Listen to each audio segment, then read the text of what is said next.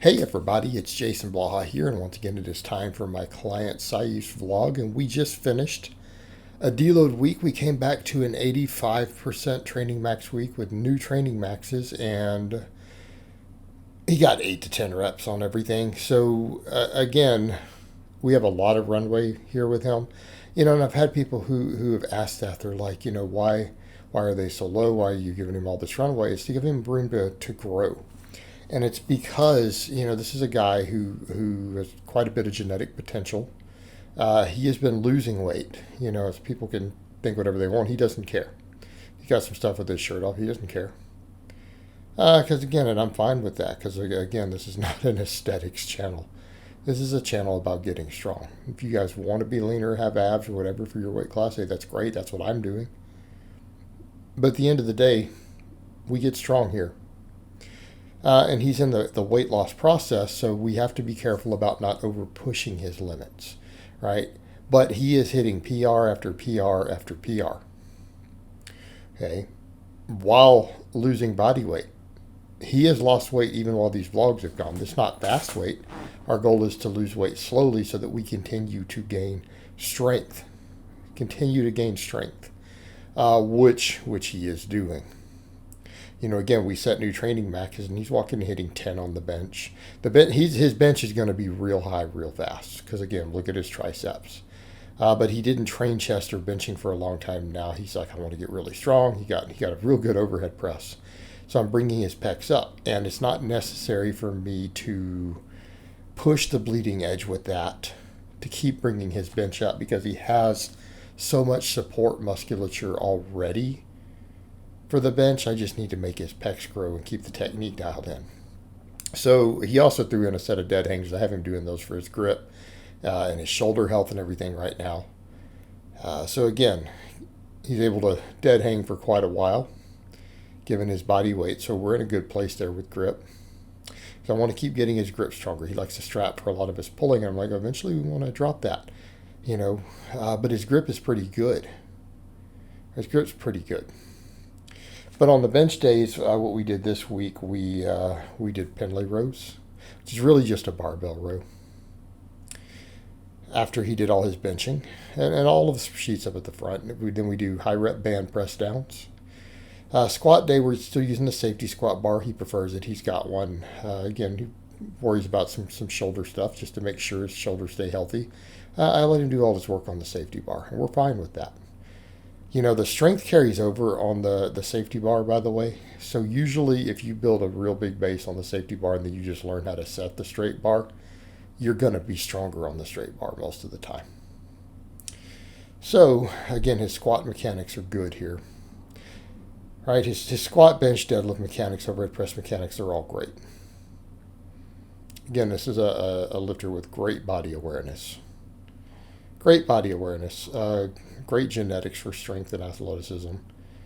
Like several of his close family members are actually pretty high level wrestlers in his home country. A lot of wrestlers and strong guys in his family. And that's what we're seeing displayed here. He doesn't have as much training experience as people think. Based upon his size, people are like, man, how's this guy not deadlifting 700 pounds? Well, give me some time with him. Give me some time with him. This is just what happens when you train at all, carry a lot of body weight, and are at a higher body fat, and you have really good genetics for gaining muscle and strength. And we're at a point to where we're trimming him down, and the strength is just going to keep going up. It's going to keep going up. So the squat day, pretty straightforward. There's not much complexity to it. We do our peak set, ramp to it. We do 5x10 squats, then he does 5x10 Romanian deadlifts. All right, 5x10 Romanian deadlifts. And then we get to press day. We get to the press day. Here's the thing with the pressing. He's good at pressing, right? He's good at pressing. So we pretty much just turn it into an overhead press, a row, and a bicep day. Right? Turn into a bicep day. A lot of people like, a lot of guys, when you do a press day on one of these 4-day rotations, you make it their arm day. But he's doing the triceps on the bench. Yeah, because we don't do other accessory work for the bench right now. Will we eventually? You bet. See some of those other bars over there? We have specialty bars. We'll eventually use them. Right now, I want to keep that specificity real high on his benching. But I might work in extra work with that football bar coming up. Right? Eventually. But we don't need the volume right now. Right now, he's good with the volume we have. Bench is climbing. I need to adjust that volume when we need to gain more muscle, when the muscle growth starts to stall. But the pecs are growing and bench is going up. Don't fix it if it isn't broken. But overhead pressing, we got like 9 reps on the new training max. 9 reps. And then we do 5x10 back off work. Just curls, and he does rows. Something we did a little different this week, as you guys will see when we get there. We went with dumbbell rows. He's got dumbbell handles came in. He's got them. Pretty recent addition. And his low back is getting kind of fatigued from all the RDLs and stuff. So we're at a point where we probably need to pull the pin lay rows out, the barbell rows. Do chest supported rows. Because we have a lot of low back work, guys, for him. We're doing Romanian deadlift, both squat and deadlift day, and we're doing all the volume pulling. So his low back does struggle to keep up with it. We're at that point now. We've got the dumbbells. We use them.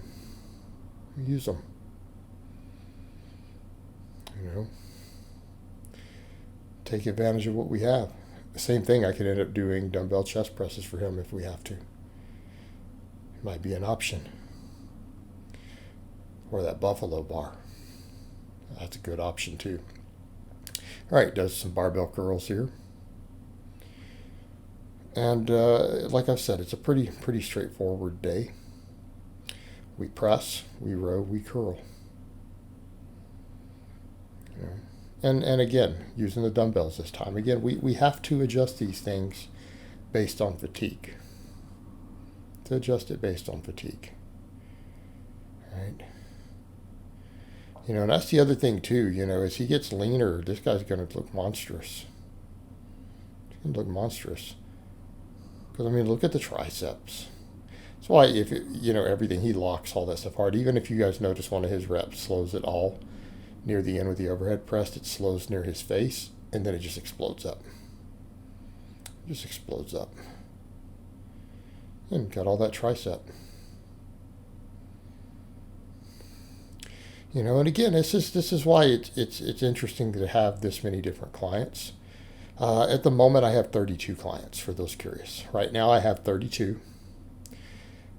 I have so many different types of clients that you guys see in the vlogs. And Saif represents a different type of client. Right? He's not one of my hard gainers. This is a guy who started out big and strong, losing body weight, has the genetics for it, tends to get hurt. If anything, we spend time reeling him in. We reel him in a lot. And we have to. He gets hurt, and that's something he mentioned to me too. It's like he realized he'd be training on his own. He'd get 2 months of progress and get hurt, and then lose a lot of that progress. And each time he'd get hurt, he'd come back and get bigger and stronger. But he would regress. Injuries, he's like, now I don't have those injuries, I don't hurt. Because we work on fatigue management. We limit stuff. I don't let him take those peak sets to failure. I have him stop short. And he always feels bad about it sometimes. I feel like I could have got some more. I know we're fine. We're seeing progress on them. We're still getting fatigued where we need to deload you pretty often. We're good.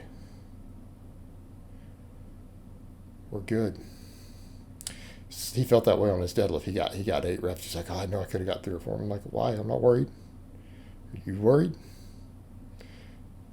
Your deadlift goes up every single block, even without being anywhere near failure. Even leaving like 3, 4 reps in reserve on the best set sometimes. He's climbing. Right? This guy will deadlift 600 pounds. He's going to catch me on the deadlift. He's younger and thicker, so, Yes, that and his advantage. He'll catch me on the deadlift.